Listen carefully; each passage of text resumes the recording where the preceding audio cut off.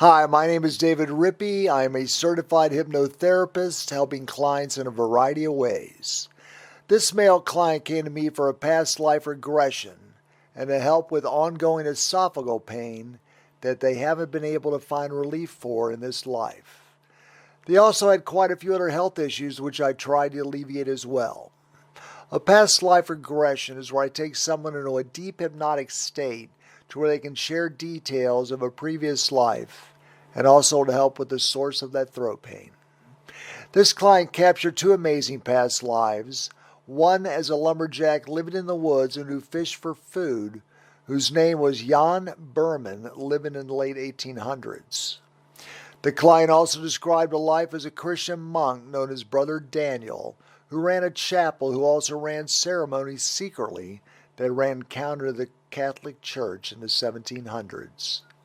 The throat pain was traced to excessive drinking in their monk life, leading to their death and the possible roots to the throat pain in their current life. Please subscribe to my channel. There'll be more recordings to follow. Enjoy. Well, how do you see yourself? Just tell me what you see. Maybe a man who's a bit taller than me, black hair, strong, very large build with big muscles and chopping wood. Okay. Well, let's look at that a little bit. I want you to keep that scene in your mind. You're watching this big guy chopping some wood. And just let it relax. Don't try to overanalyze it. Just let it go. All you want to do is describe what you see and what maybe emotions you felt in, or why were you there, these kind of things. So just allow yourself to go with the flow. And as he's chopping wood, do you think it does? Do you know what the individual's name is? Do you have any guess that pop in your mind? Maybe a letter. What would his name be? That first letter? Any idea? I'd be making it up, but John. Okay. Well, you don't know if you're making it up or not, so just kind of go with the flow. Whatever pops in your mind, don't question it. There's not a test. We're not being judged on any of this stuff. We're just kind of going with the flow to try to unlock maybe some memories. His name might have been John. But where do you think you are? Where are you in relation to? Are you in the U.S. somewhere, you think? Or where do you think you are? Just out of your head? Probably not. Probably not the U.S. Probably more in Europe somewhere. Okay. Now looking at Europe, when you look around, do you see mountains around you or not? Yeah. I mean, it's in the deep mountains, so you don't see the mountains, but I'm in the mountains. Okay, I see. So you're in the mountains, okay. Now, as you're chopping wood, what are you wearing? Describe what you see that guy wearing.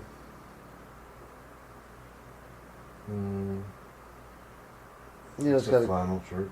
Flannel shirt, okay. He's got jeans on or boots or what? Yeah. Yeah. Okay, pretty big dude though overall. Large. Yep. Maybe 250. Wow. About 6 what? 6'2" or more. Okay.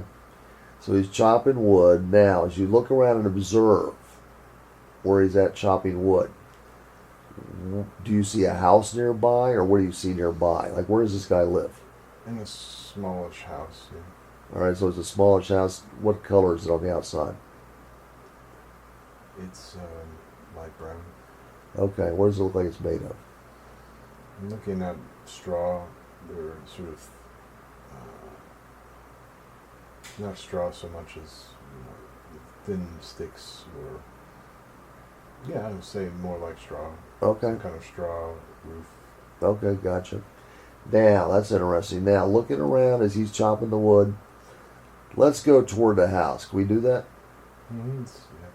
I want to walk up to the front door of the house, and we'll count down 3 to 1. I want you to open the door, and I want you to walk inside and just stand there for a minute inside the door.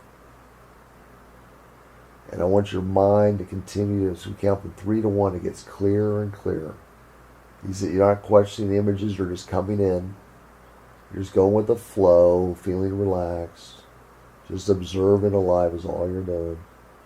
I want you to tell me describe the inside. What do you see when you open up that door?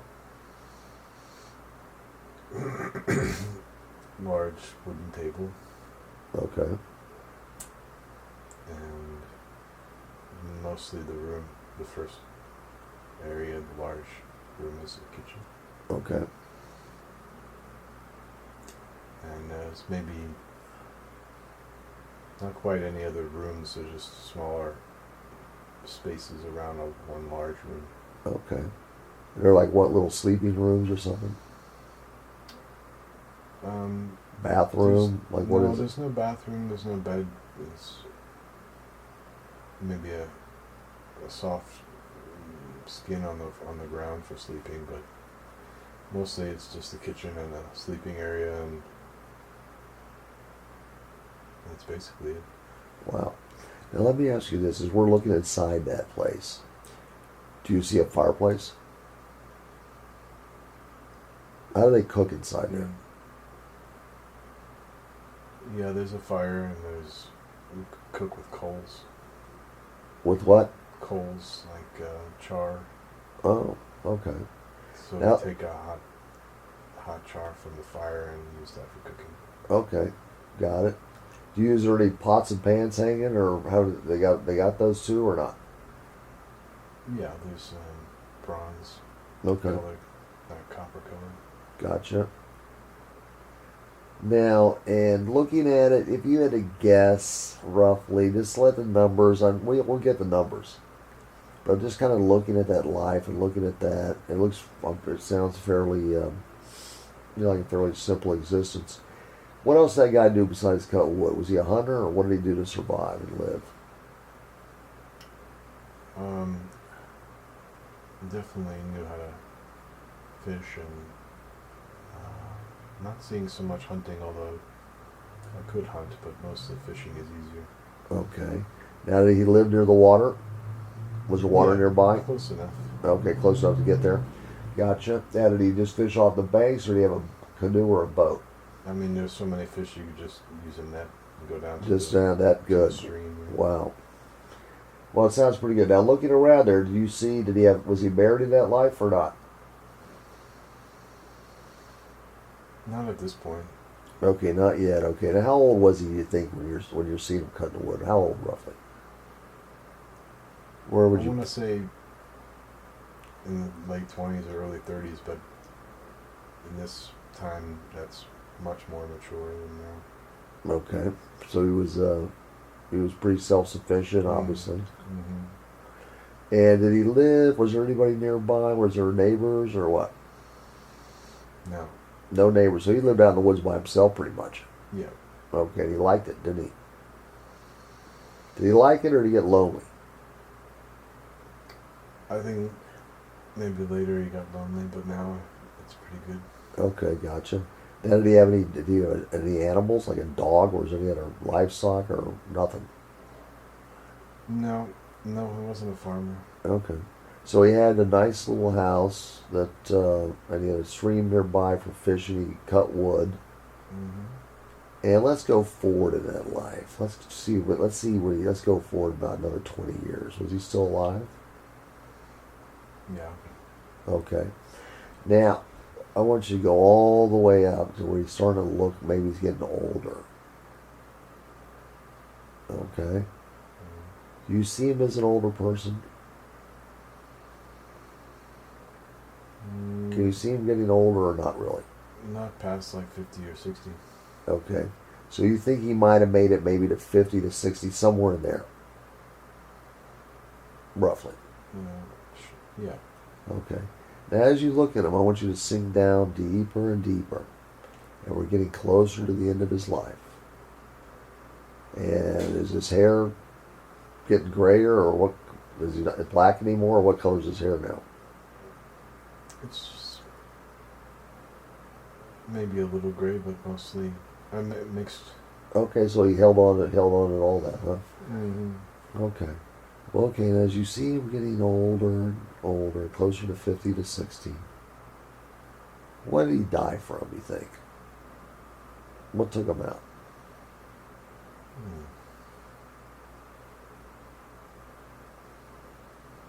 Just whatever comes in your mind, you don't have to question it. Maybe something that like crushed got crushed on the chest or something. Okay. Okay. Well, as you drift down deeper and deeper, and as we look at his life and you think something might have crushed him on the chest, what do you think that was? How did he get hurt?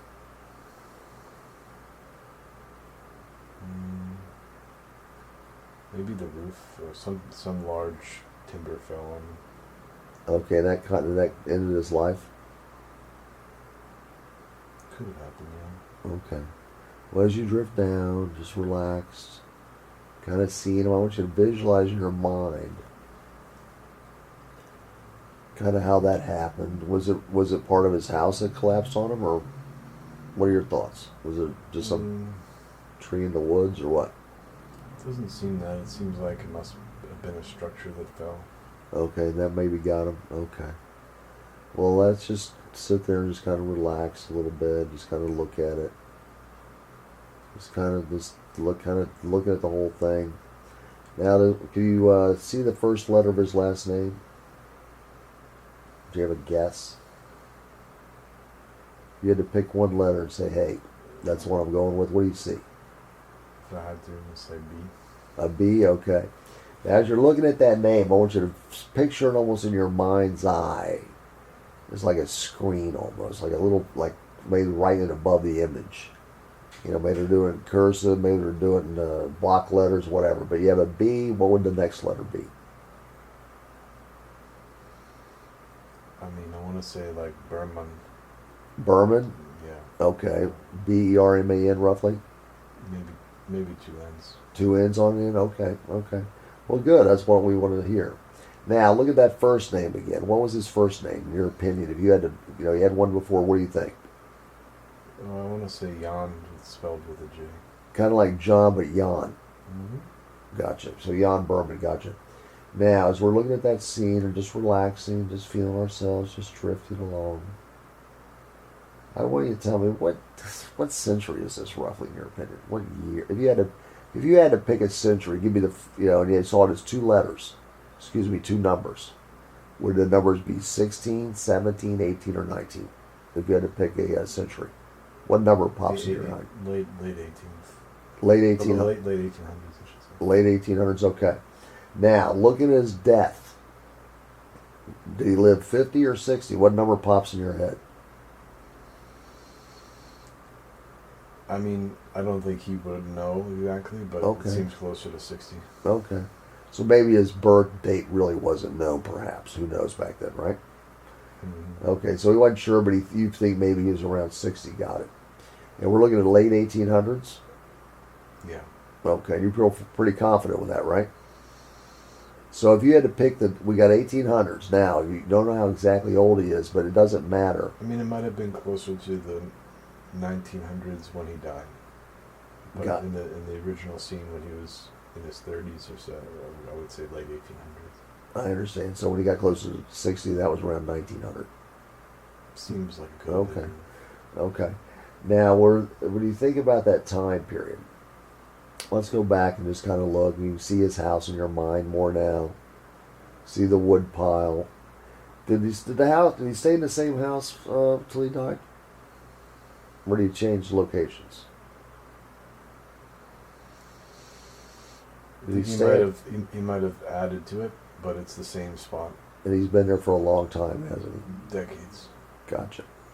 Now, was his parents from that area, or how did he end up there himself? Well, I think one day, and I don't know why, but he decided to go far up to the higher elevation and live in this way that was different from his people. Interesting. Good.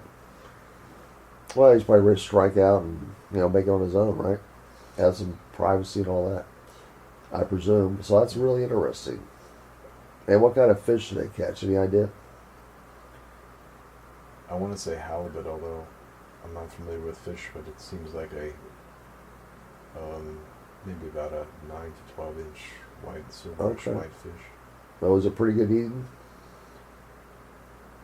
Yeah. Did he like it? It was perfectly acceptable. Okay. Now, as we're looking at that scene, and we're kind of you're feeling a little more Europe, You're maybe in the mountains, but you can't see them all. If you had to pick a country in your mind, what country do you think that might have been? I want to say Austria-Hungary. Austria-Hungary, okay. And it's around 1900. Now, A little before. a little bit before, like 1880s, 90s, late 90s. Yeah, in that area. Okay. Now, did they have trains near you, or is there what did they get around? How they get around? No, I mean maybe in a city they would, but he didn't come from a city. He came Gotcha. from a town. Now, did he have any animals, like a horse or pull a buggy, or how to get around? It's once he's in the mountain, everything was walking. I mean, but Okay. no animal power, Okay. no motors. So it was his own two legs, and that was it, pretty much. Mm-hmm. And did he have, like, when he did his wood, I presume he made some, homemade cars with wheels and all that? See any of those around, like a homemade wooden cart of some sort? Only as needed, but nothing. Nothing fancy. There wasn't a need to go anywhere Okay. or move things. No, I understand. That makes sense. Okay. Very interesting. Well, as you continue to look at that life and you see him getting crushed, I want you to go right to that scene where he got hurt. Can you visualize that with me a little bit? Mm-hmm. Can you take us right there? Good. Now, as he's getting hurt, and I want you to go right to the last seconds of his life, and you're just observing, you're not getting involved, you're just observing. As you see him laying there, passed away, right at that second, can you see his spirit standing outside of him? Sure. Or you can see sort of his ghost, I presume, right? His soul. Is that correct? It's I mean, it's as if nothing had changed. He's just looking at himself, but he's looking at himself, but he's in his same body. Okay, interesting. So he still had a physical form he had before, but his physical body was dead on the ground. Is that correct? Mm-hmm. Well, let's look at that a little bit. I want you to see him as that person, as that same person as his soul. And as he's looking around, was he surprised he died, or what was his reaction? Surprised that it was exactly the same as it had been. He was surprised to see himself still alive, I guess, huh? Well, he's in a sense. looking at himself on the ground dead, but surprised that he can now see that he's separated, but that everything around him hasn't really changed. Wow. That must have been something. Well, give me that description. Why was he standing there he hadn't changed much? You look around, and I want you to tell me that were things a little bit different? Were they glowing, or did it seem exactly the same? Or describe it to me. So it's mostly the same. As soon as it will change, but now it's pretty much the same, with just sort of maybe a slight anxiety or different energy, but almost exactly as normal. Okay. Maybe like a vibrational energy. Okay. So that was different, but then he knew that. Did he know he was passed away dead? Yeah, I mean, you can see Okay. himself dead on the ground. So. Okay. So he knew he was dead. Now, as he's standing there kind of looking around, how long did he stay in that area? Did he stay there for a long time? Or what are your thoughts on that? No, maybe not more than a minute or so. Okay, so he was there, then what happened? Where did he go from there?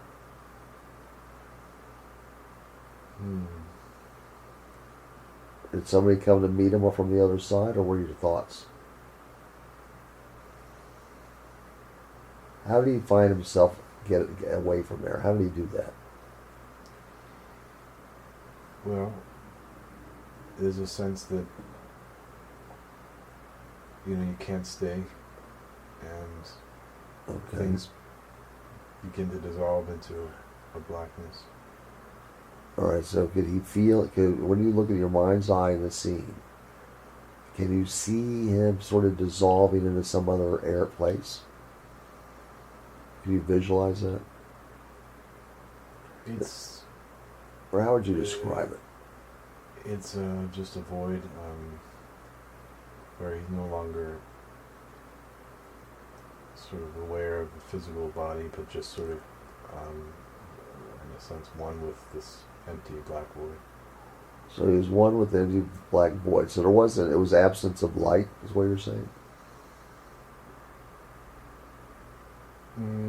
It's not, yeah, I mean, it's a dark, like a black field or screen.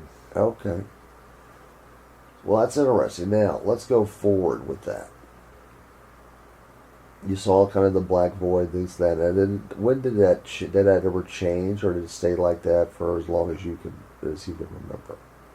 In other words, did something happen? Did somebody come? Did nobody come? Did he just kind of sit there in this black void, or what happened at the end of the black void? How did he get out of that, or did he never get out of it? We're just trying to get a feel where he went from there.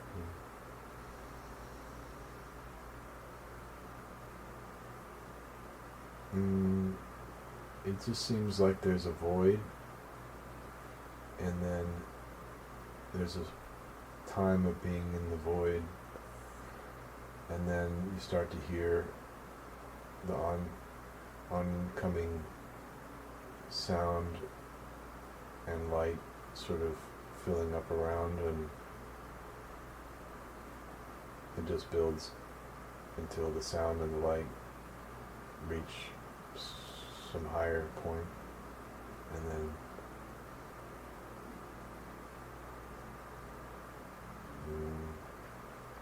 it seems that you're somewhere else.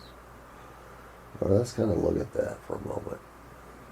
So we kind of see the void, but all of a sudden, and I presume it's hard to estimate how long. Not long. Not very long. Okay. Just maybe minutes. Oh, okay, so he was kind of almost like in a darkened place, and all of a sudden he came out and he was able to find more light and sound. Is that what you're saying?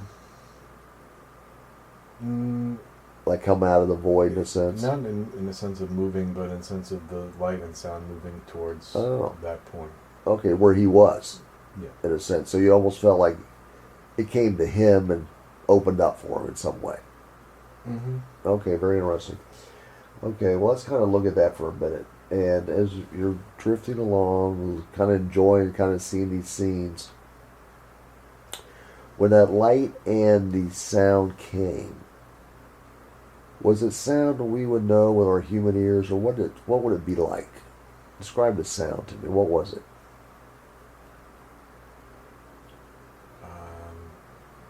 Like voices. Okay, so you could hear some voices. Gotcha. Now, the voices you heard right then, were those voices that were on the other side in this light? I'm sorry?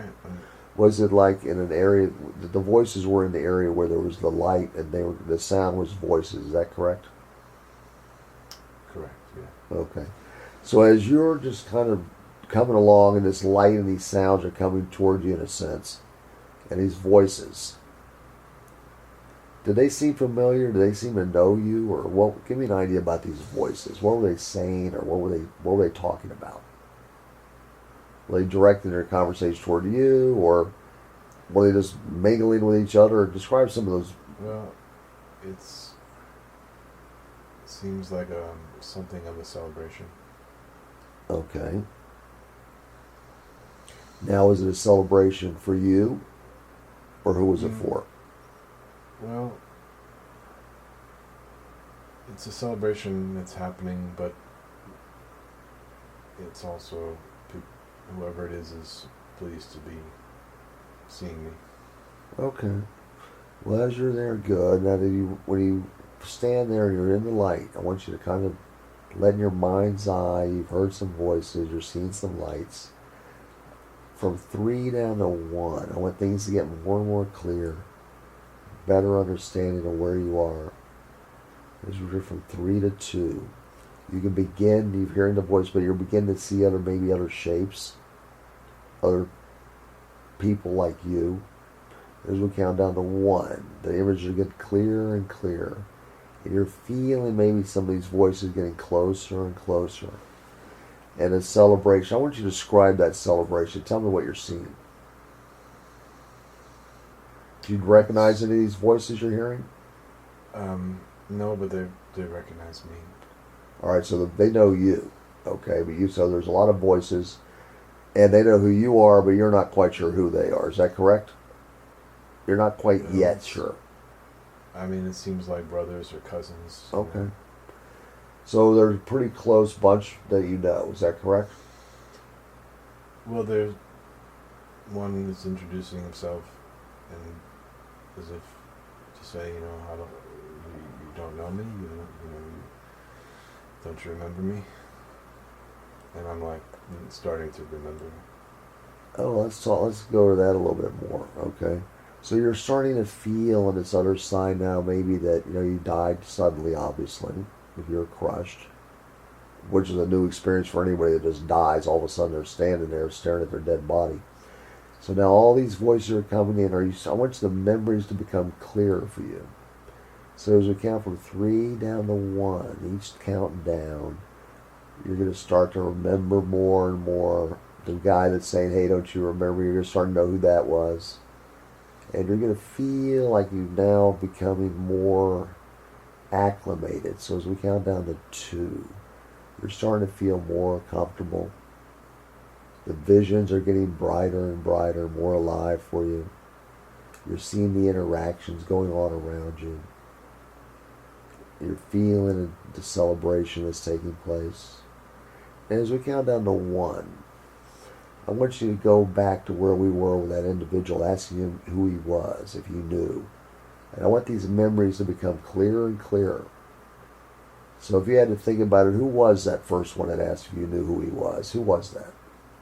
My brother. Okay, now was that your brother from that life? You knew him in that life? Did he die before you, or which life was this from? Or is it just a brother that you have on the other side that's very close to you? It seems like it could have been a brother I knew in that life. Okay. That we just didn't see each other after I went to the mountain.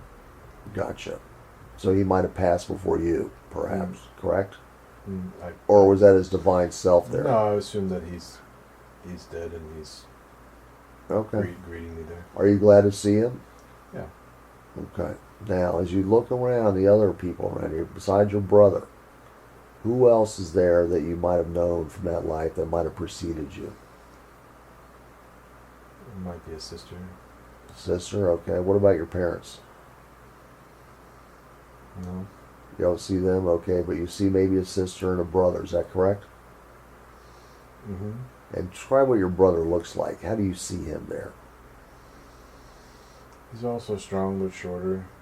Okay. Wearing the same kinds of clothes, so flannel and maybe overalls with denim. Okay. And he seems like he was older. He's a little bit balder with grayer hair, but Interesting. very strong. Very strong. Okay, now describe who you think's your sister. What does she look like?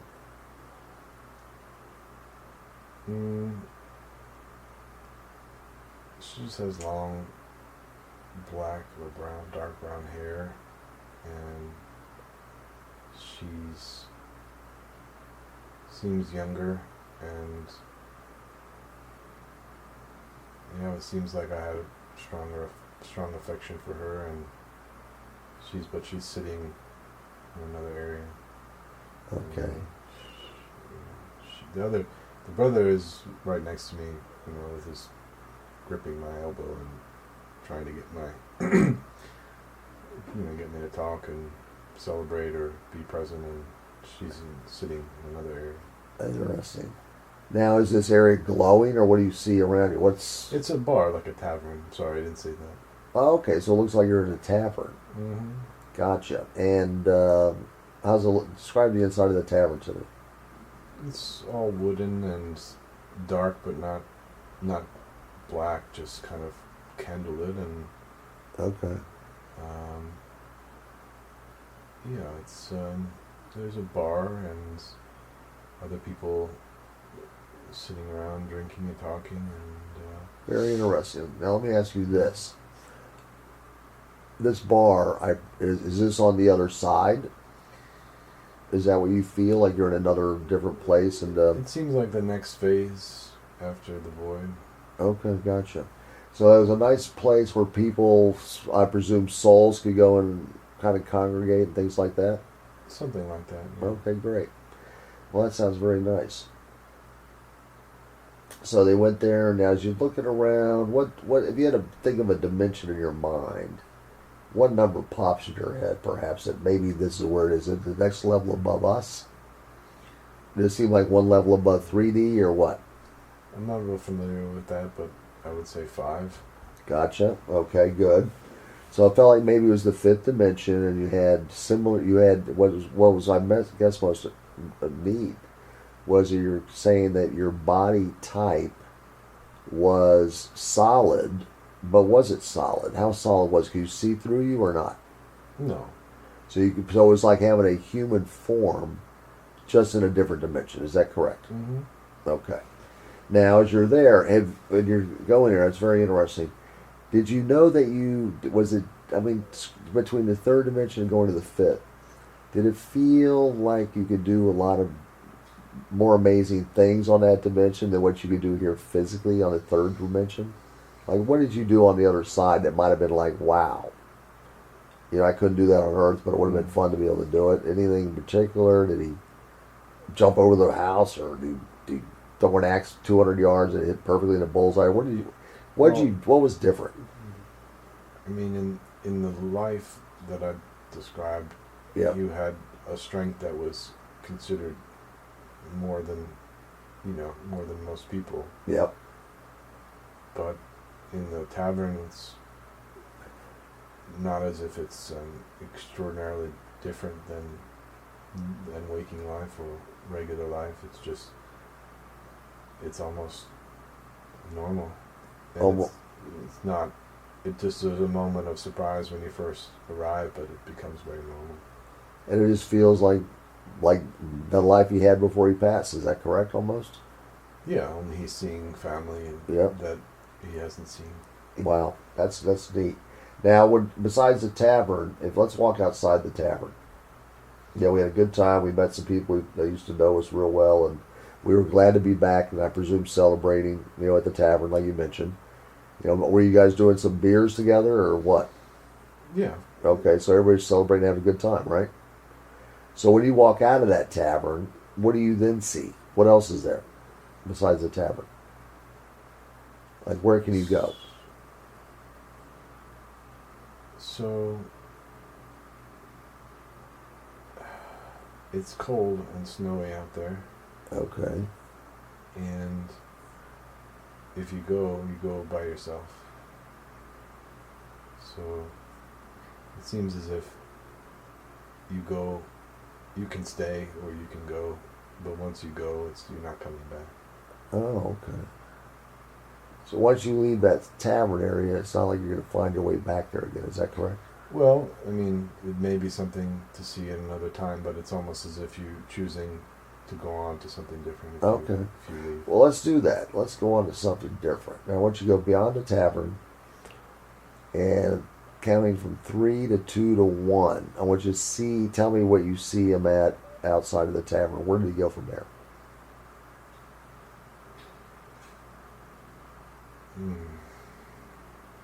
Take your time, relax. You see what images? I mean, I want to say like a pink room. Like a pink room? Mm-hmm. Okay. Now, is that pink made out of a certain stone, or is it just painted pink? I think it's a shiny wallpaper. Okay, that's interesting. So we're in a pink room. Let's go inside that pink room. And how big is it roughly? If you had to guess. 15 feet by 10 or 15. Okay. Small.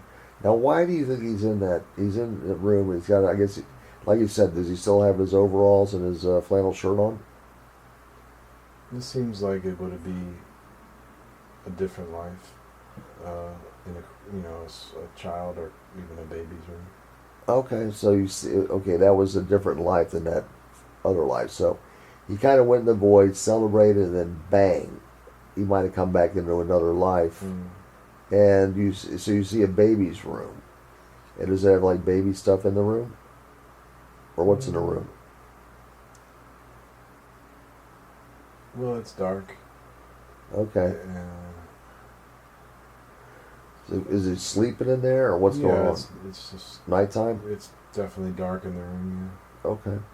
Now, as you're sitting there seeing that room, and I want you to go forward in time by the age of 10. And you see him at the age of 10. Can you see that child that grew up? Yeah. Well, I want to say it's this life, but that could be just a guess.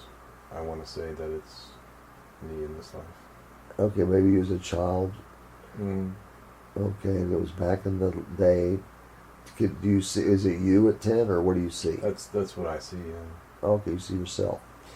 And let's look at that a little more and see if that's actually this life, or is that a parallel life or something. Let's kind of get a feel for this. So as we go forward in that life, and let's say we go to age 20, do you still see yourself? Or do you see somebody else? It does seem like me, yeah. Okay. Do you see people in that life, or this life you've had, you see them around you up through the years of that life?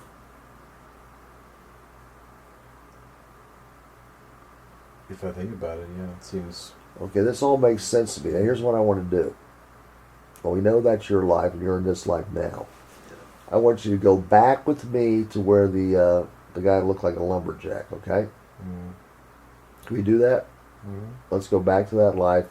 We know he's on the other side. He's partying in the tavern with a lot of friends and that have passed on as well, and he hadn't seen him in a while. Is that correct? But that was after that life. But Yes. Yeah, But, where do you want me to go? well, I know you were at the tavern. Mm-hmm. Now, at the tavern, were those all souls in the tavern that are on the higher dimension, the fifth dimension, I believe you said? Does that make sense? It's they're, you could call it that, yeah. It's not necessary that they be dead, but they're beyond This plane. yeah. Okay. So they're not really, I don't mean dead. I mean, they're just in a different dimension. Correct. As energy or whatever. And let's go to that right now. Now, after we left that, before you came down here, and you saw yourself in that pink room, let us go back. Let's stay here with the lumberjack type guy named Jan Bermann. Was that the name you told me? Mm. Is that correct? Yes. Okay. Now, you said he wasn't married in that life. Let's go to the end of that Jan Bermann's life. And now we walked out, and then bang, you all of a sudden saw yourself in a pink room. I want to go in between when he walked out of that tavern and before he got to that pink room as you, okay? Take me there first, like besides when he walked out of that tavern. I want you to look at that piece of it. And before he went into the pink room, he had to go somewhere else in between there, I believe. Do you see anything else in between there? Did he go and meet with anyone? Did he have to talk about that life he got crushed in? Or tell me about that. Well,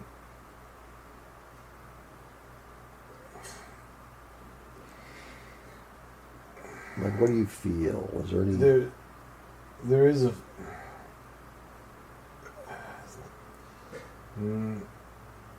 Say your time. It's no big deal. It's someone that I've seen in visions that I can ask questions. So Okay. it's someone that I can visit with in between lives if I need to. Good. And this is a person that's, is it a spirit guide of yours? Who is this? It's, yes, you could say that. Okay, a spirit guide. Gotcha.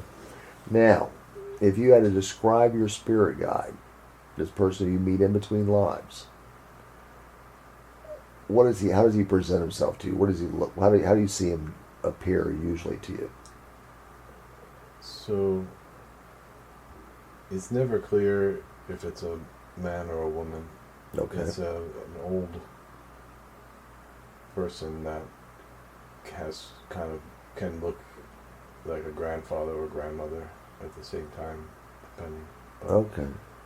it's, yeah. Now, well, that's interesting.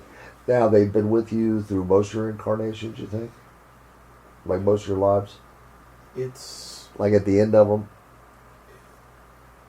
it's a part of me, but it's also separate, and it's not.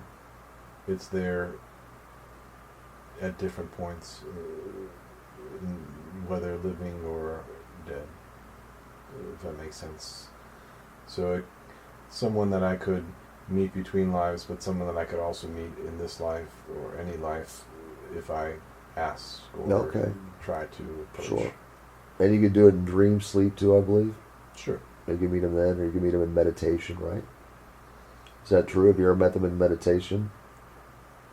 We met under the use of drugs. Okay, so maybe there was some. Okay, there was some type of hallucinogenic or whatever, and Mm-hmm. you were able to meet them. Good. Well, that's neat to know that I have a confirmation on that. That's really neat. Now, besides them, and do you know their name? Did they have a name? No. Okay, but they were an older soul because they were helping you along. Is that correct? It's hard to say exactly what it is. It doesn't speak. Okay. Everything that happens is somewhat telepathic, Okay. and I don't think it would have a name. Okay.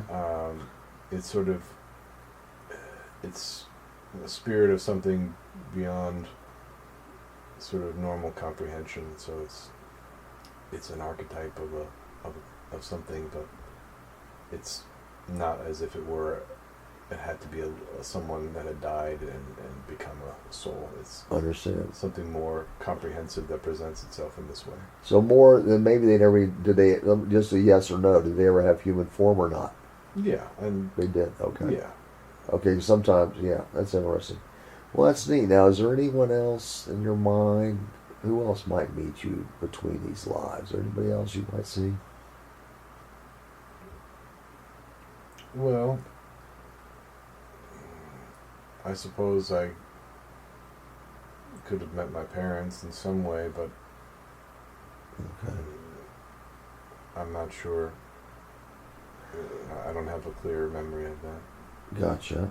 Well, let me ask you this. Besides this spirit guide for you, does he review your life, or do you have a life review? Do you have any life review or not? Like, in other words, who looked at that life you had as like a lumberjack type, and who kind of sent you on into this one? What was in between? There's got to be. Was there anything like some type of other group that got together and said, "Hey, let's talk about this Jan Bermann guy"? How did that work? I mean, how did that go? Did you have that type of meeting with some other people, or not really? That was the tavern, I guess. It seems as if those few people might be people in other that I would see again in other lives. Okay, so let's go back to that tavern here. So I want to ask you this: do you think the tavern was placed there as sort of a neat place for you to come over to the other side and meet and feel comfortable, and they kind of presented that image of a tavern for a celebration for it consciously for you to be able to handle it better, or what? To handle that death better?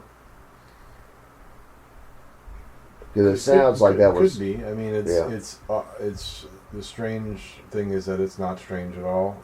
It's completely familiar, and after the first second of arriving there, it becomes very normal. Gotcha. Now let's go inside the tavern again. Let's look around, and you said there's people in there, and then one guy came up to you and said, "Do you remember me?" Who was that guy? What was his connection with you then? You said that was your brother? Yeah, that seemed like it was a brother in that Okay. life. Okay, that was your brother. Now, looking at other individuals in the tavern, when you look around, you say, "Hey, I know some of these people. What were their connection to you? They were there to help, celebrate with you. What was their connection to you?"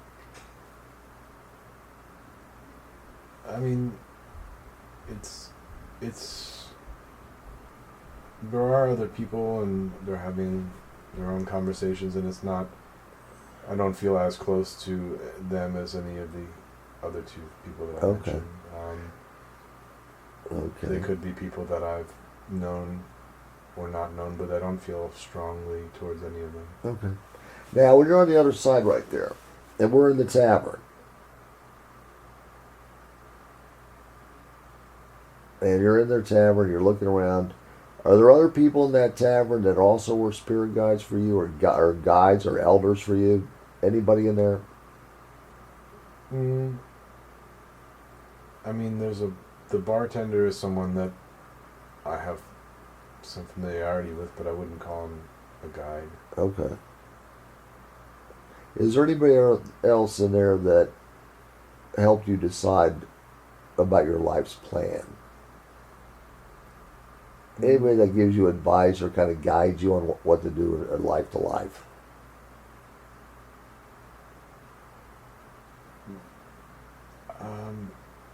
I don't see that. Okay. Not in the tavern, except to say that, as I said, there's sort of a choice whether to stay or go. And Mhm. once you go, you don't come back. Gotcha. I understand. So when you left that tavern, in a sense, you were leaving the other side to come into a new life. Is that That's correct? what it seems like. Yeah. It was pretty much okay. Your decision's been made. You're going. Now, did Well, you he get? wanted me to go. Did your spirit guide want you to go? I Did he help you with that decision?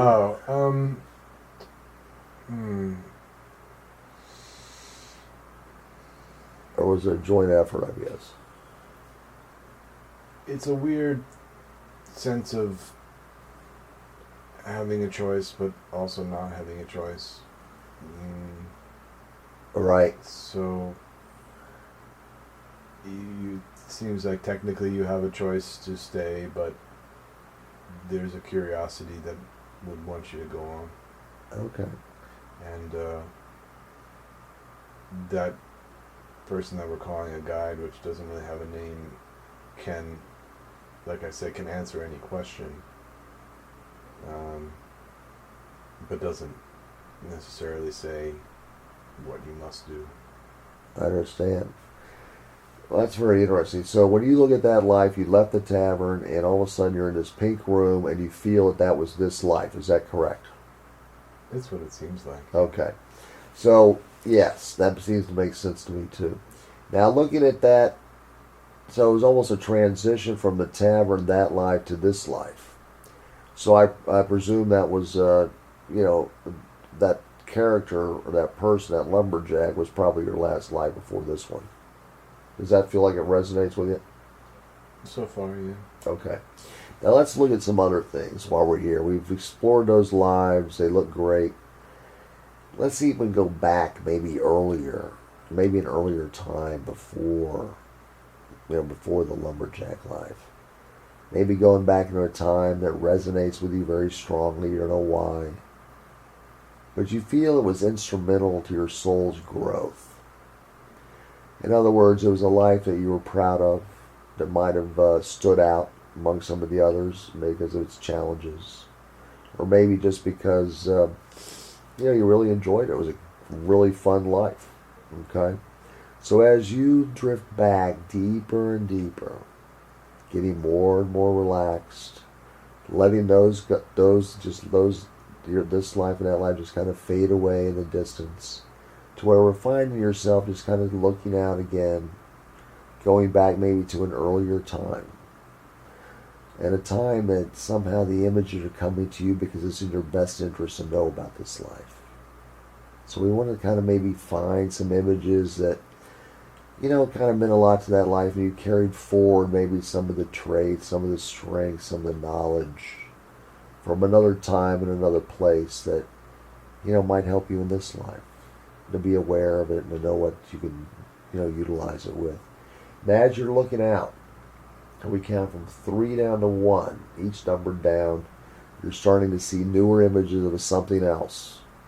We count from 3 to 2, you're seeing it starting to open up in your mind, a time that resonated with you, a time that really meant a lot to you. And we count down to 1. And we feel these images opening up as you're standing there kind of looking out in your mind's eye. I don't want you to tell me what you see. Do you see any other new images you can describe?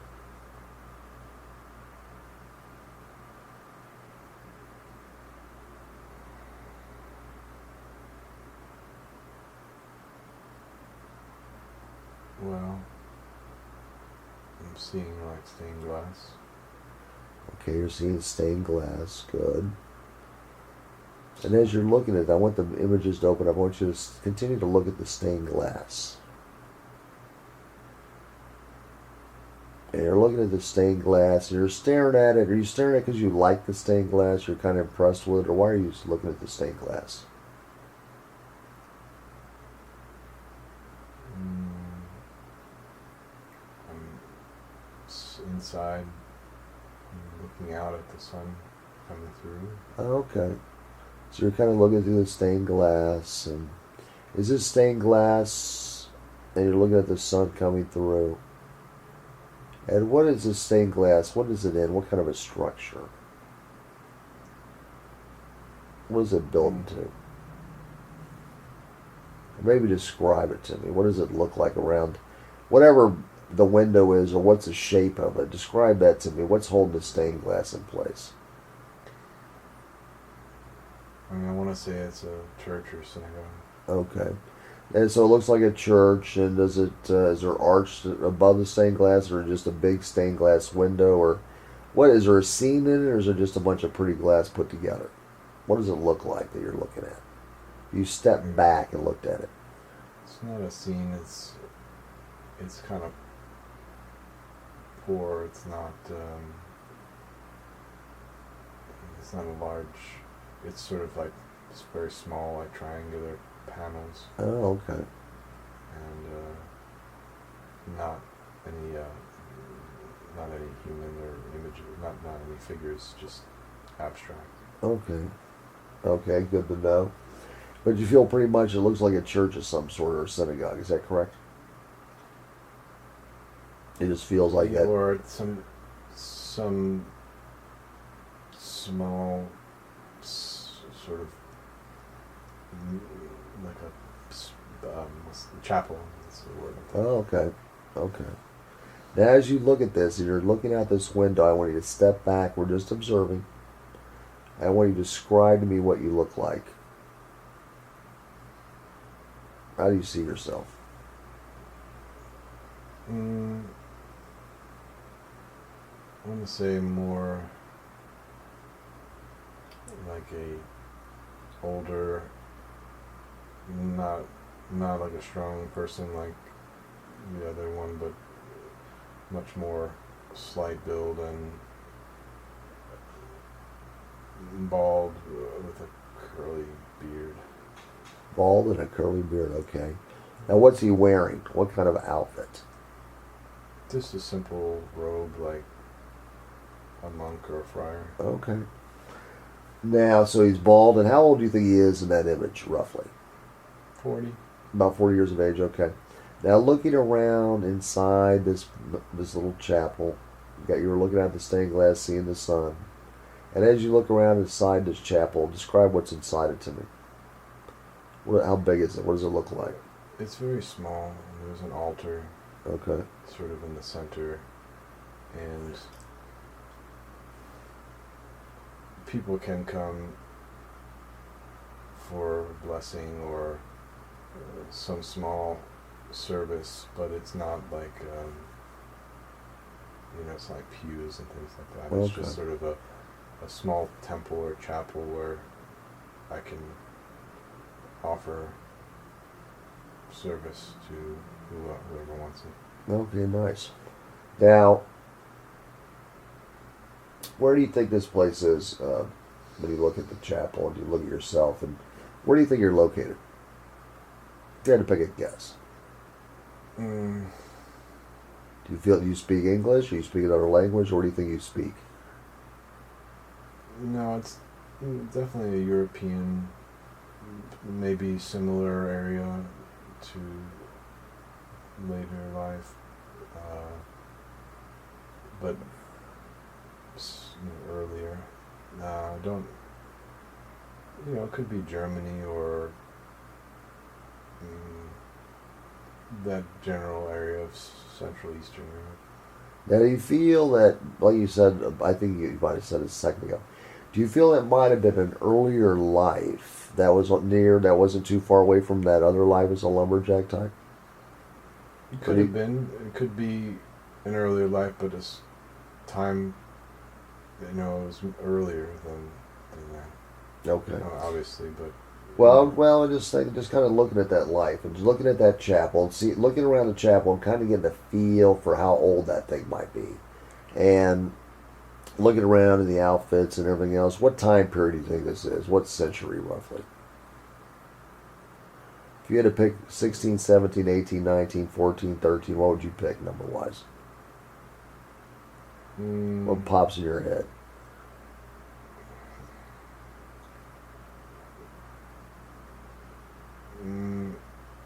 I want to say somewhere between this, maybe like the late 1600s, early 1700s. Okay, late 1700s, gotcha. Maybe mid 1700s, somewhere in that range. Somewhere maybe late 1600s into the 1700s, perhaps, somewhere in that. Does sound to resonate a little bit? Maybe more in the 1700s, yeah. Okay. And you think you might be where again in Europe? Somewhere German or Slavic area. Okay. I can't say the country per se, but it's somewhere in like the Eastern Roman Empire. Okay. Now, what religion, if you had to pick one, well, what did it feel like? It seems perhaps that it's a Christian, but we're not really Christian in the sense that we have to adapt, and the ceremonies that we can do have a Christian aspect because that's the country that we live in, but they're rooted in Judaism. Interesting. So some people come for rituals or rites that have that element in them, and it's more done in secret. So, yeah. Now, is it done in secret because of what? Because of the fallout from locals, or was there? We may have had to convert, and so there's suspicion on those who have converted that they're not really Christian. So I see. we have to keep the outward appearance. Okay. Now, was the Catholic Church present in the area? Mm-hmm. Okay. Were they pretty powerful in that area at the time, or what are your thoughts on that? Like, Yes. did you have to be a little afraid of them, or not really? Always, yeah. So you were everybody was kind of afraid that the church, because you were holding what? Ceremonies that ran a little counter to what they wanted you to really be doing, or what? If we wanted to, if I was asked to do something that the church wouldn't like, I would do it if it was the right thing to do. Okay. So what were your thoughts on the church at that time? When you had to look at your mind at that time, what were your thoughts about the church? Any positive, negative, or what were your thoughts? Something we have to suffer. Say it again. Something we had to suffer. Something you had to suffer through, okay. Because of what, they were very controlling? Is that what I'm getting here? Well, we're Jews. You were Jews, and that was obviously counter to what they were doing, Mm-hmm. sure. Now, looking at that life, I want you to see that person over and let's go forward a little bit, and then we're going to see some people in the chapel. And let's pick a typical average day that they came. How many would be in there at one time, roughly, if you had like an average gathering? So there weren't gatherings. It was sort of a monkish lifestyle. And Okay. people people wanted to have a blessing, or they would come, but not frequently. Okay. Not frequently. No. Okay. So you were also on your, were others helping you, or did you run this whole thing yourself, this chapel? Like with other people like you that were monks living or working around that, or what? I wasn't as isolated as I was in the other life, but it wasn't a large organization. It was small, perhaps less than 10 other monks or people living there. Okay. Very interesting. And as you go forward in that life, do you see, I want you to go towards, maybe later in his life. And I want you to tell me, when you get closer to the end of his life, how old was he roughly? At the end? Yeah. Maybe 70. Okay. Let's go right to that point. And I want you to see him, he's about 70, he's getting older. How did he pass away? How do you think he died? Well, perhaps he drank too much. Okay. And it affected his throat. Okay. So you feel like it might have affected his throat in that life, is that correct? Yeah, I don't know if he drank too much or drank the wrong thing. It might have burned his throat, is that correct? Do you think that was part of it? Maybe he just damaged it somehow. Okay. Through drinking bad alcohol or drinking too much, but Sure. It seems like maybe he was tainted in some way. Okay. Well, let's look at that life and see and just kind of go forward. And anything to do with his life, with the throat or anything, all that's fading away. There's any possibilities that you carried some of that forward in this life with your throat, all that's fading away, all that negative energy from the throat. And as you know, your throat is healing up. Your esophagus is feeling much, much better. You're feeling it slicker now. And you're seeing it glowing in your mind, seeing almost this Teflon divine protective coating on the inside, so it doesn't feel that roughness that you feel. And any associations with that life and that individual that died from drinking maybe, bad alcohol or some mix or something back in 1700s, it wasn't unusual to die, that kind of stuff. You're feeling all that association. If you carried any of that forward in this life, that's affected your throat and your stomach and such, all that's fading away. All that's gone. You're releasing all that negative energy from the esophagus and that life, the burning. And you're feeling it all fading away, and anything in this life, you're feeling that fade. So no longer can you be impacted by that. So you're feeling all that starting to fade away. And you're feeling in this life that your throat is fine now. You're going to feel the esophagus feel so much better in this film forever. And all that is going to heal, and it's not going to feel raw. None of the stomach acids are now going to come up. We've already discussed how the golden light will buffer and neutralize before they even work their way up. And if they try to work their way up, your whole esophagus, all the way down through your digestive tract, all the way into your 20-foot colon and your 5-foot small colon, are all protected with this divine healing energy. Feeling it glow in your mind and your mind's eye. So as you see that person passing away, do you feel it was early 1700s? Give me that date roughly. If you had to see a number in your head, what 4 numbers pop in your head together in 1700? Let's say like 1740, something like that. 1740, okay. Now, what was his name? Do you remember his first name? Well, I want to say like Brother Daniel. Brother Daniel, okay. So as Brother Daniel, passed away, did a lot of good work for good people. Besides dying of alcohol, drinking like that, did he think he had a pretty good life overall? Did he help people when he could? That was his whole aim, was to help where he could. Good. So he liked helping people, and that was his mission, right? Mm. Pretty much. Mm-hmm. All right, well, let's go right to that point of death when he drank that a little too much, and maybe, I don't know if he fell over or what. Describe that scene right then. How did he die? Did he just fall over, or die in his sleep, or how did he die? Wasn't sleeping. Jan was sleeping. Jan was sleeping. Okay. Jan was in the other life, but How do you think he passed?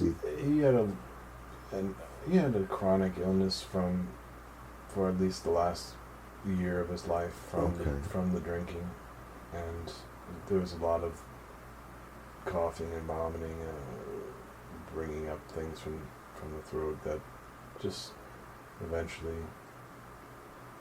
stopped breathing. Understand. Well, at that moment where you see him stop breathing, can you see him standing outside of his body, or how'd that go? Tell me how that went. What do you see right when he died?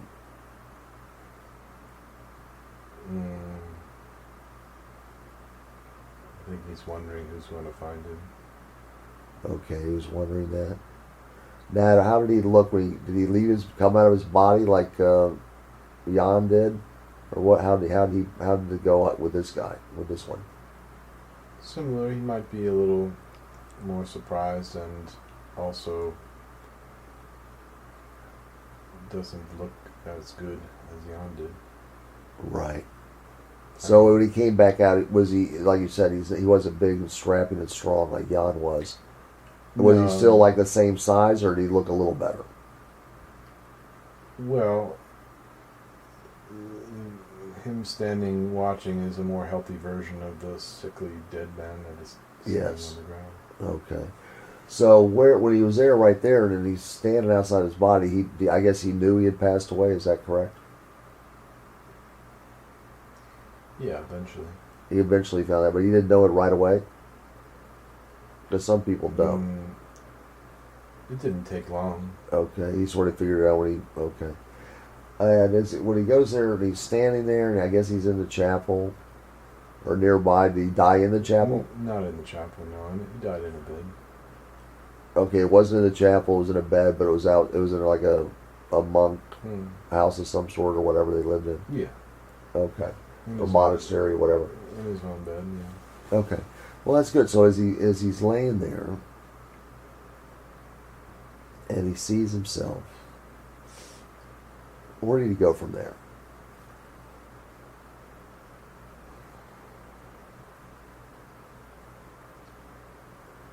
Well, his thought was, again, who would find him, and not wanting to be a burden to anyone who would find his body. Mm-hmm. So he might try to move it, or clean it, or make it less of a scene for the people that are coming to find him there. So he did try that. Is that correct? Mm-hmm. Try to clean it up a little bit. Yeah. But could he or could he not? So he tried, but he really couldn't. Is that correct? I don't think so. Okay. So after he tried that, he's making the effort to try to clean up the throw up or whatever, vomit, illness. And he found he couldn't do that, and that took some time, I presume. Then where did he go? Did somebody come help him, or how did he get from the where he was? Like, where did he go next?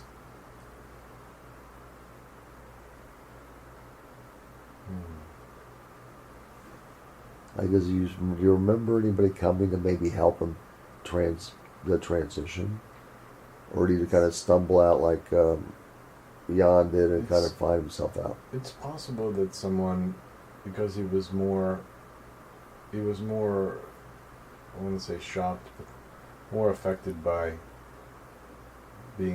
finding himself that way, that someone might have come and gently led him to the tavern. You're talking about John or this guy? I'm talking about the brother Daniel figure that Okay. needed. You're asking if anyone came to meet him, and Yes. it's possible that someone just kind of took him by the arm and brought him out of that area. Okay. And then when he maybe grabbed him by the arm to help him out of the area, you kind of feel that in your mind, right? Is that correct? Mm-hmm. Kind of feel that guidance for somebody. All right. When he went from there, where did they go? Did you say they went to the tavern again or not? This time, yeah, but this time through the outside, someone might have led him into the tavern. Okay, so you think in your mind that you went back to a similar place like this tavern, is that correct? Yeah, I think so. All right, so you don't see any other type of rooms or buildings, or you just feel like the same. Is it just somebody you're familiar with for the tavern and help guide you back? Actually, it seems as if they're taking me back to the chapel. From the room where I died into the chapel room. Okay, now are they taking your physical body? Is that what you're telling me? I mean, the body that No, it's dead. Well, no. So the body that's dead is dead, and yeah. I'm seeing that body, and the me that's seeing the body is being led away. Oh, okay, gotcha. So they led you back toward the chapel. Mm-hmm. Understand. And who helped lead you? Was it other monks, or who was it that had passed? Who was it? It seemed like maybe another monk, or even the head of the monastery that was already dead, that came and took me back to the chapel. Very interesting. So as you got back to the chapel, then what they did? Then what happened? What does it feel like? Well, because I was religious, I'm offered a rite at that point in the chapel. Like, it's important that in the religion that we do something. And I'm offered that. Okay, describe that right. You said you're offered some type of what? Well, it's just sort of a recognition, maybe an approval or a blessing for the future. Okay. So do they think the ones that led you, were they the ones that kind of dictated how well you did in that life, or who was in charge of that? Well, I wanted to please the head of the order. Okay. He was my mentor in that life, and seeing him now, I want to make sure that I've done the right things. Good. And how did he feel you did in that life? Done well. Okay, good. So you passed those lessons pretty much? In a sense, like he was pleased with your performance as a monk? I think so. Okay. Now, after he gave you his blessing, and you were there in the chapel, and you realized that you had pleased the head of the monastery that already preceded you, where did you go from there?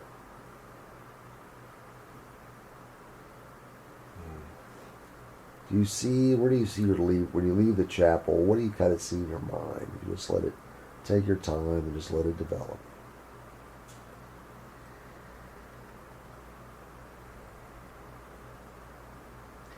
Well, I have questions. Okay. Like, because I was religious, I would expect to see God or go to heaven. Uh-huh. And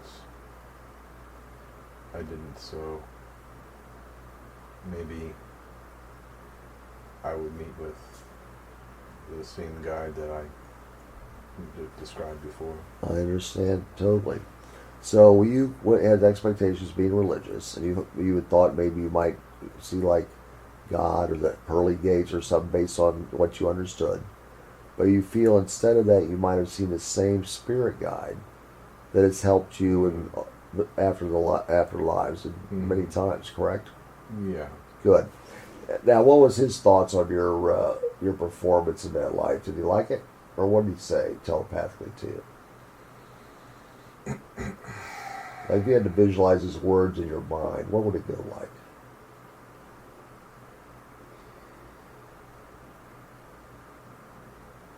Well, Because some things he might like, some things he might not. You know, it's not. There is no with this person. It's not so much as like approval. It's more like questions about reality and existence and there is no real morality of you did well or you didn't do well. It's although of course I want to do well. It's more like why didn't I see God? Why didn't these things happen? Okay, now did you ask your spirit guide those That's what questions? I mean, yeah. So you asked him what was his answer to you about God. What did he say? Did he say anything? Well, How did he answer that for you? It doesn't answer with words. It's more like a smile, and I don't think there is an answer.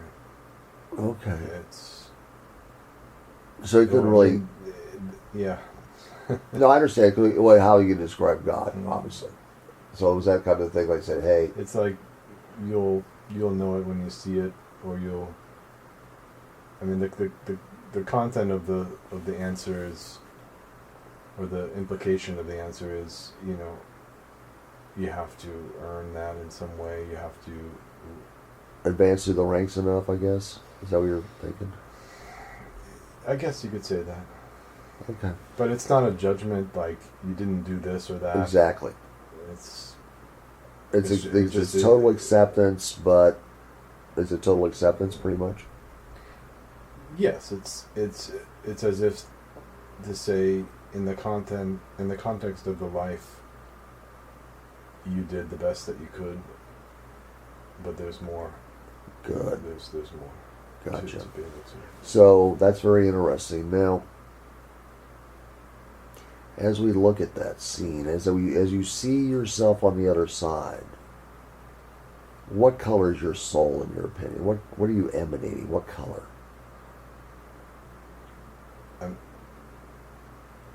In which scene are we talking? Well, we could either look at let's first look at the life as a monk. What do you see? Just say if you had to pick a color, what's the primary color glowing out of you?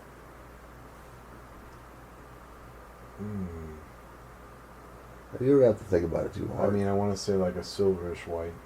Silver white. Okay. Now let's go forward to the life as Jan Bermann, or Jan Bermann. Let's look at that life, and let's just kind of look at that life. And if you had to visualize his soul color, what would that be?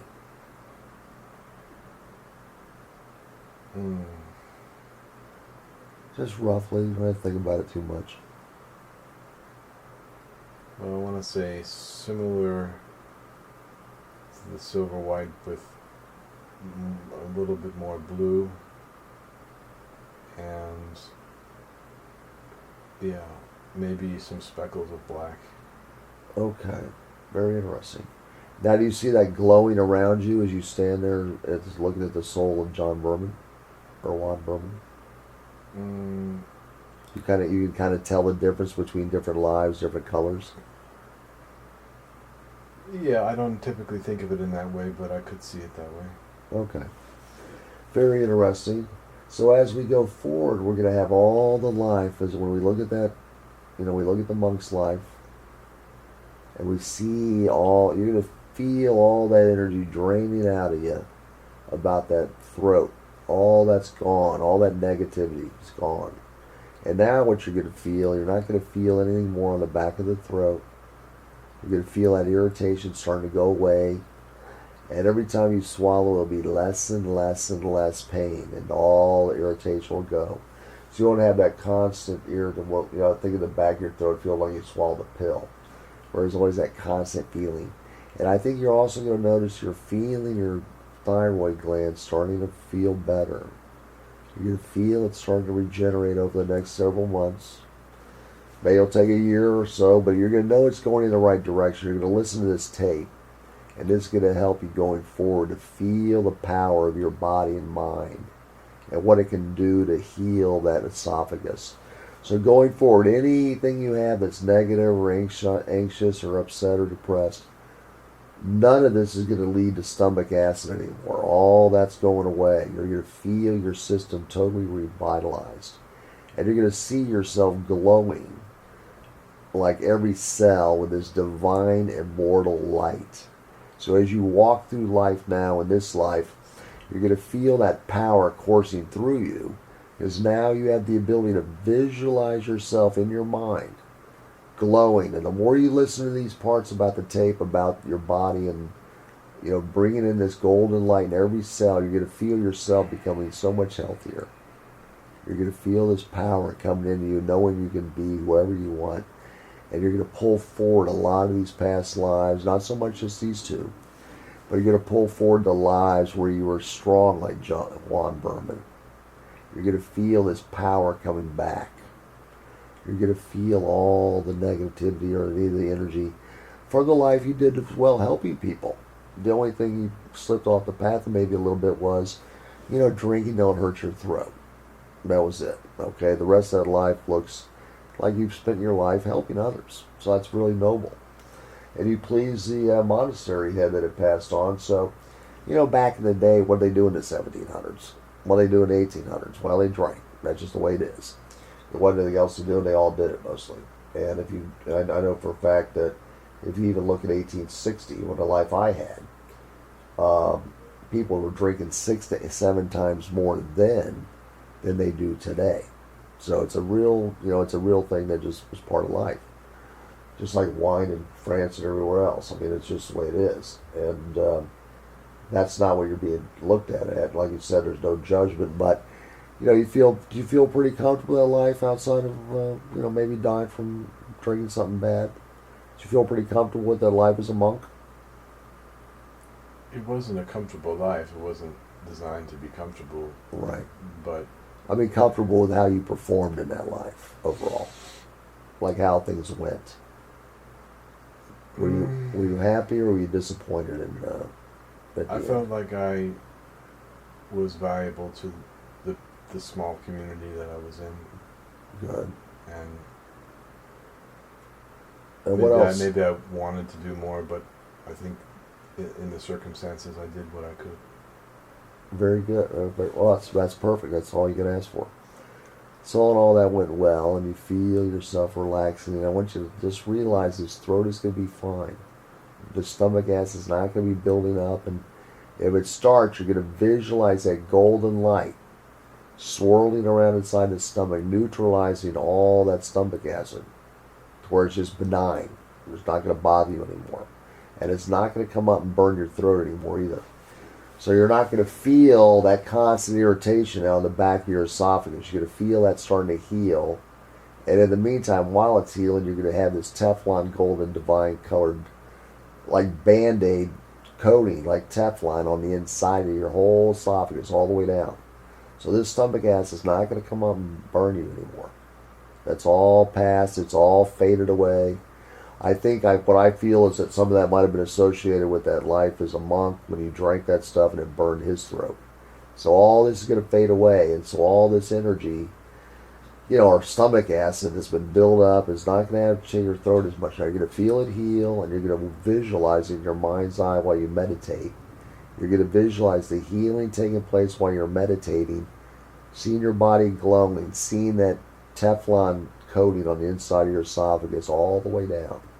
And you're going to see in your mind's eye the thyroid starting to feel better, starting to heal, starting to free tissue growth, and going forward. And the more you meditate on this, the better it will be. And with the bulging discs in your neck, you're going to feel those starting to shrink down, not being irritated, not bulging disc anymore, but feeling that golden light surrounding all those vertebrae, feeling it just do its magic all up and down, helping the discs so they just shrink down to where they should be, feeling your neck returning to where it was before the injuries. Even though it doesn't really hurt, you're going to feel all this helping healing taking place and bringing you back to that time when you were free of this pain and all the broken bones and the fingers and the feet and the hands. You're going to begin to feel all these starting to feel much better. And as we count up, right now, you're going to feel in your fingertips, you're going to feel your fingers tingling right now.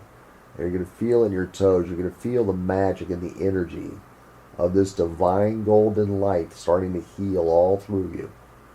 But in the meantime, your throat is not going to bother you anymore. You're not going to feel that irritation. All that negative stuff is gone. It's all flown away and is being replaced by that beautiful coating of golden light. And also, the same way with all the way down to the stomach acid, no more. You're going to see it buffered with golden light. You're going to visualize it just being neutralized. So you're not going to have this issue that's been a big issue for you. And as a result of that, you're going to feel the immortality that you are flowing through you, feeling that strength, visualizing that boat in the future, wanting that boat to be able to be somewhere you can go out and enjoy yourself and meditate and get sun and be, alone and just feel that water energy coming up through that boat. That's where a lot of that power is in water. So that's where you're going to feel that. You're going to feel a lot of that thing. Now, does it have to be your own boat right now? Well, that can be a goal in the future. That's fine.